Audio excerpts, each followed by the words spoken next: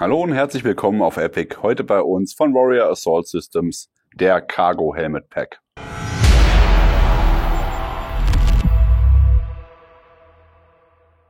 Wir haben euch vor einigen Wochen, Monaten von Warrior Assault Systems den Cargo Helmet Pack in der Größe Large vorgestellt. Das ist ein 28 Liter Assault Pack.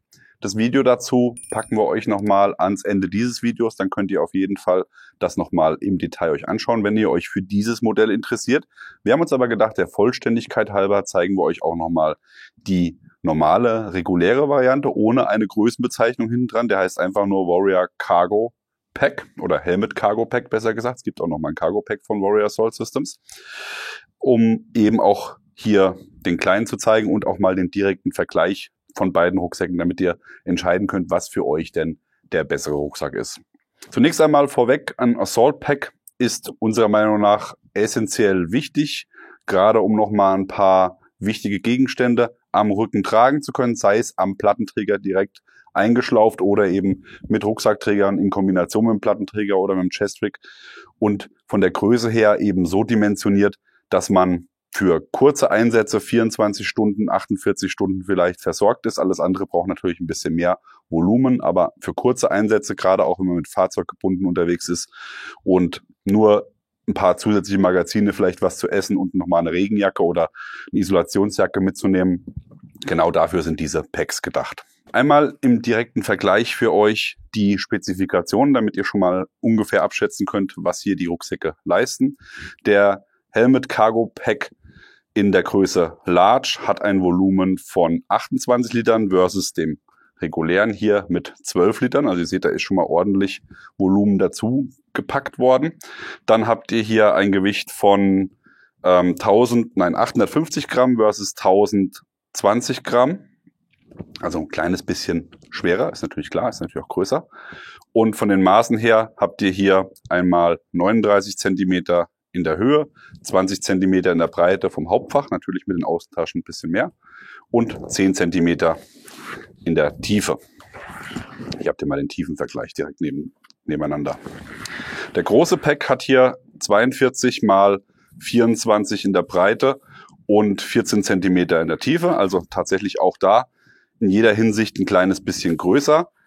Hat mehr Platz, kann aber auch dann nachteilig sein, gerade auch wenn ich sage, ich will den Rucksack direkt an den Plattenträger befestigen. Da kommen wir später nochmal drauf zu sprechen, wenn wir uns das Tragesystem angucken. Warrior Assault Systems fertigt nach Spezifikationen des Militärstandards. Das heißt, wir haben hier auch eine relativ gute IR-Signatur. Wir haben hier für euch einmal eine Aufnahme mit dem Nachtsichtgerät für euch gemacht, damit ihr euch das mal angucken könnt. Hier zu sehen in der Farbe Ranger Green. Es gibt weiterhin Schwarz, Oliv, Coyote und Original Multicam als Farbauswahl bei den Rucksäcken. Beim Material setzt Warrior Assault Systems auf ein leichtes 500D Cordura. Das kennt man von vielen anderen Herstellern auch, hat sich bewährt in der Vergangenheit, was die Robustheit angeht versus der Gewichtsklasse. Und hat natürlich jetzt hier auch von den Features her geguckt, dass man die Rucksäcke fast gleich aufgebaut hat, wobei hier doch schon einige signifikante Änderungen sind. Wobei die wichtigsten Merkmale, wie zum Beispiel die Helmtransporttasche, sagt ja auch schon der Name, die ist natürlich da und auch der Aufbau im Großen und Ganzen ist identisch. Gehen wir einmal von oben nach unten und schauen mal, was die Rucksäcke uns so zu bieten haben. Beide Packs haben natürlich auf der Front hier ein sogenanntes Beavertail. Das ist so eine ausklappbare Tasche, an der ich dann auch einen Helm unterbringen kann, was hier mit Fastex-Verschlüssen am Rucksack befestigt ist. Hier auf der Front habt ihr jeweils ein Klettfeld. Hier ist es riesengroß, hier ist es ein bisschen kleiner. Hier kommt dann nochmal eine Reihe PAL-Schlaufen, während der große gar nichts hat. Und im unteren Bereich haben wir hier jeweils 2 Reihen PAL-Schlaufen, hier mit 6 Spalten, während dieser hier nur 5 Spalten hat. Das Beavertail ist fest vernäht, nicht wie es bei anderen Herstellern der Fall ist zum Abnehmen, sondern das wird hier mit einem Mesh-Material unten fixiert am Rucksack direkt. Hat den riesen Vorteil, dass wenn ich hier vorne etwas reinpacke, das kann dann auch nicht rausfallen. Das heißt, abgesehen, wenn ihr da nicht euren Gefechtshelm hineinpackt, sondern vielleicht eine Jacke oder eben auch Magazine, kleinere Gegenstände, irgendwas. Das kann einfach nicht rausfallen, weil das tatsächlich dann hier eine Erweiterung ist, die euch nochmal 15 bis 20 Zentimeter in der Tiefe Volumen gibt und hier dann eben auch Platz, um andere Gegenstände ohne weiteres unterzubringen. Bevor wir da reingehen, noch einmal hier auf der Front. Hier haben wir ein kleines Einschubfach mit Reißverschluss, was hier in Handtiefe nutzbar ist. Ist natürlich hier auf der Seite dann auch ein bisschen größer, was beide haben und was auch cool ist. Man hat hier die Tasche auch nach oben nutzbar. Das heißt, wenn ihr hier zum Beispiel eine dünne Regenjacke oder so reinsteckt, dann könnt ihr die hier nach oben reinstecken und nach unten und habt dann trotzdem den kompletten Platz des Beavertails genutzt. Klappen wir es einmal ab bei beiden. Da kommt nämlich schon der erste Unterschied.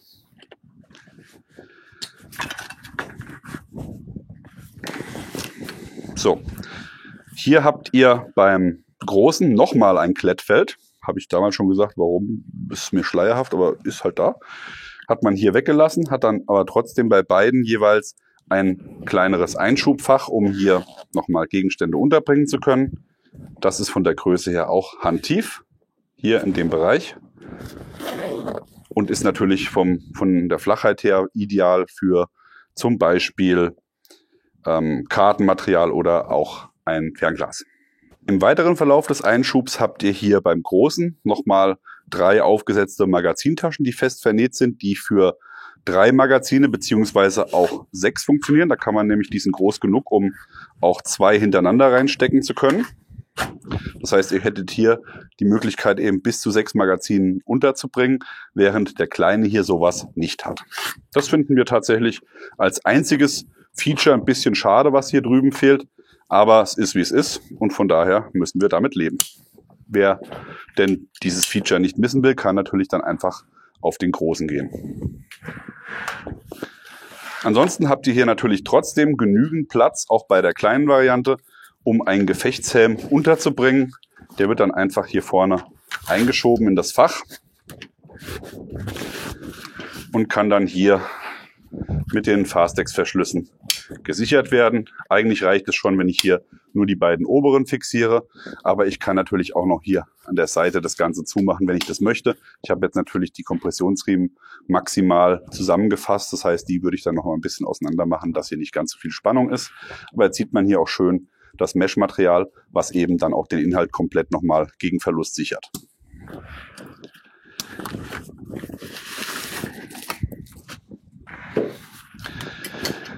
Wenn wir ihn schon mal hier liegen haben, dann schauen wir uns auch gleich mal die Unterseite an. Da kommt nämlich was wir schmerzlich vermisst haben am Großen.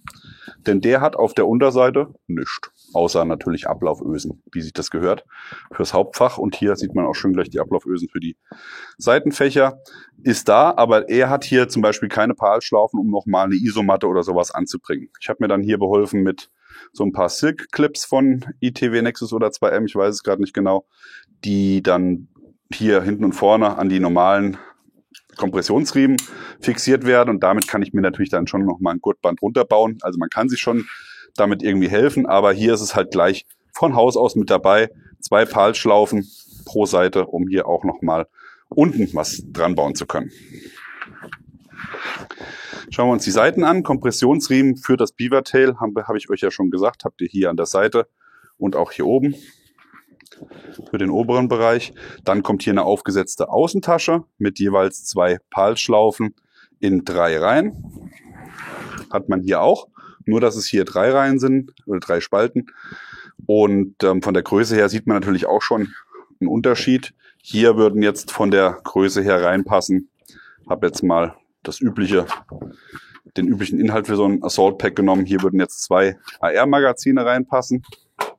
Oder aber eine 0,5 Liter Nalgene. Ja. Das ist natürlich dann beim Großen so, dass man hier eine Kantine reinbekommt. Oder ich glaube, wir haben 4 Stück reinbekommen. Das war zwar sportlich, aber es ging. Ja, 4 AR-Magazine würde man hier unterbringen. So, mal als Größenvergleich.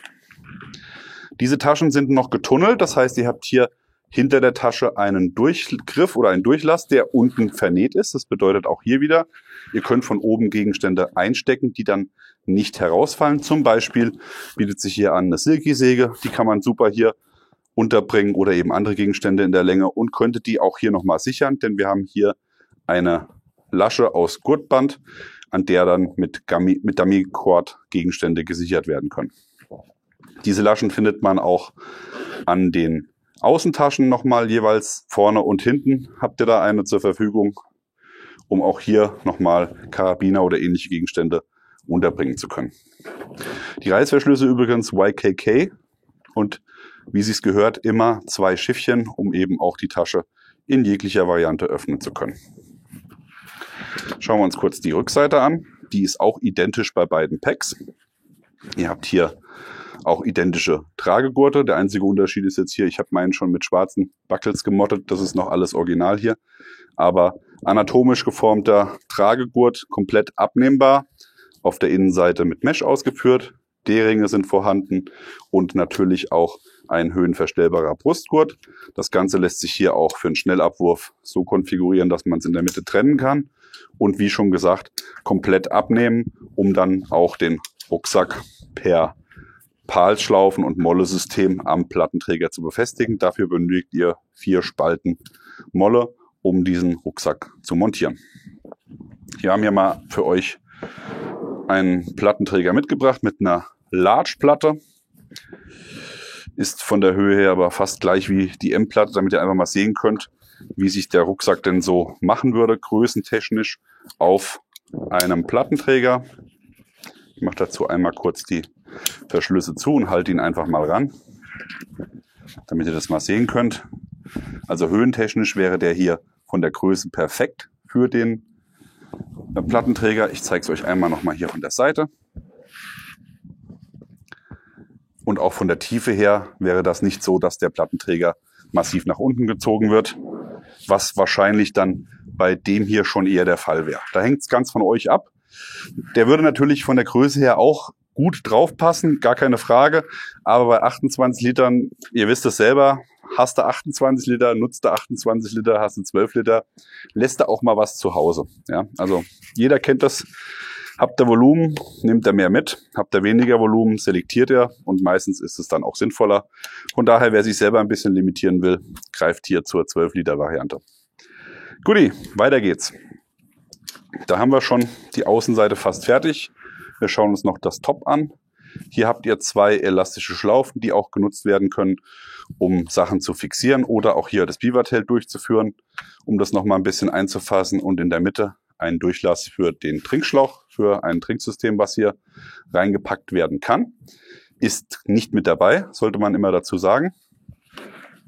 Was komplett fehlt und was uns wirklich, wirklich nervt bei beiden Rucksäcken ist, dass hier kein Carry-Handle ist, um den Rucksack einfach mal irgendwo rausheben zu können. Ja, das ist wirklich, das hätten sie noch machen können. Da hoffen wir wirklich mal auf eine Variante 2, wo das mal kommt. Aber da kann man sich halt auch nicht behelfen, weil diese Elastikschlaufen, da was dran zu machen, ist nicht so cool. Also müsste man schon sehr viel basteln, um das unterzubringen. Nun ja, es ist, wie es ist. Schauen wir einmal ins Hauptfach. Da gibt es auch Unterschiede. Und zwar in Form von nicht vorhanden sein beim Kleinen versus dem Großen. Der Große bietet hier natürlich, weil es ja auch ein großer Rucksack ist, noch ein bisschen mehr Organisation. Das heißt, ihr habt hier auf der Innenseite eine weitere Tasche untergebracht, die hier in der Front zu finden ist. Eine einfache Kletttasche mit Nylonmaterial, während hier nichts ist. Aber auch da kann man sich behelfen und hier mit Druckknöpfen oder eben mit ein bisschen Schuhgru was einkleben, falls man da nochmal Organisation haben möchte. Und man hat hier noch im oberen Bereich jeweils 4 Schlaufen gehabt, um Knicklichter oder Stifte zu fixieren. Das hat man hier komplett nicht. Das Hauptfach ist nackt bis auf den Trinkblaseneinschub. Hier habe ich mir jetzt mit einem Stift beholfen, muss aber sagen, ich finde das richtig cool. Normalerweise habt ihr immer solche Klettlaschen für ein Trinksystem, mit denen dann das Trinksystem eingefasst wird. Finde ich aber in der Regel meistens gar nicht so gut, denn dadurch wird das Trinksystem, hängt es relativ tief. Und hier ist es so, ich habe nichts weiter als ein Stück Gurtband. Und wenn ich jetzt hier da dieses Gurtband durch den Tab ziehe von der Trinkblase und das dann sichere, ich habe es halt einfach mal im Stift gesichert, kann man natürlich auch schöner sichern. Dadurch ist die Trinkblase auch wirklich mit dem Topteil so weit oben wie es geht und hängt nicht irgendwo runter. Finde ich sehr, sehr cool. Ja, da ist ein Einschub für das Trinkblasenfach. Kommt gleich wieder die Frage, was ist das für eine Trinkblase? Das ist eine Hydra Pack Storm 3 Liter. Und hier habt ihr dann auch nochmal einen Zipper, der euch in den Polsterbereich lässt. Es gibt, das habe ich beim anderen Rucksack auch vergessen zu erwähnen, es gibt tatsächlich so ein Polymer-Sheet, was man nochmal nachträglich kaufen kann für den Rucksack, um ein bisschen Steifigkeit hinzubekommen, denn beide Rucksäcke sind komplett informinstabil, finden wir aber tatsächlich sehr, sehr gut, denn dadurch kann man diese Rucksäcke auch mal in einem großen Sustainment-Rucksack, in einem Versorgungsrucksack ohne weiteres unterbringen, auch mal zusammenknörzen, um das Ganze unterzubringen. Und das kann man halt eben, wenn man ein Framesheet hat, nicht. Und dadurch, da beide Rucksäcke nicht so viel Volumen haben, dementsprechend auch nicht so viel Zuladung, braucht man das auch unserer Meinung nach nicht, um den Komfort zu gewährleisten, speziell auch wenn man mit dem Plattenträger arbeitet, da spielt es eh keine Rolle. Von daher ist es schön, dass es optional ist, kann man machen, muss man aber nicht, kann man sich auch selber was bauen. It's up to you. Unser Fazit: Ihr seht natürlich, oder beziehungsweise die Leute von euch, die ein bisschen sich auskennen mit Militärausrüstung und auch ein bisschen länger schon dabei sind, die sehen eindeutig, welcher Rucksack hier das Muttertier ist von dem Warrior Assault Systems Helmet Cargo Pack. Der Eagle Yacht ist es, aber unserer Meinung nach ist der Warrior deutlich besser vom Design her, auch wenn der Eagle natürlich das Originaldesign irgendwann mal war. Aber Warrior hat da viele Features mehr reingebaut, die wir tatsächlich viel cooler finden. Gerade speziell auch in der größeren Variante. Aber für alle, die sagen, ich brauche gar nicht so viel Liter, sondern will wirklich nur was Kleines haben, in Form eines Hydration Pack, wo ich noch mal eine Regenjacke mit reinpacken kann und ein paar Magazine, vielleicht noch ein MRE oder was zu essen, Kartenmaterial. Der ist natürlich hier mit dem Warrior Cargo Helmet Pack perfekt bedient und alle anderen können dann hier eine Nummer größer gehen. Ihr bekommt, egal für welchen ihr euch entscheidet, beide in allen Farben bei Recon Company. Der Link ist unten eingeblendet. Was sagt ihr dazu? Habt ihr selber den Eagle Yacht oder auch hier einen von den beiden Warrior Packs? Oder wie findet ihr sie? Schreibt es uns gerne mal in die Kommentare, würde uns sehr interessieren. Das ist tatsächlich einer unserer Favoriten-Packs in dieser Größenkategorie. Und von daher haben wir gedacht, wir stellen sie euch mal vor. Ansonsten wie immer an dieser Stelle liken, Abo, Glocke klicken. Wir sind raus, bis dann, macht's gut. Bye, bye.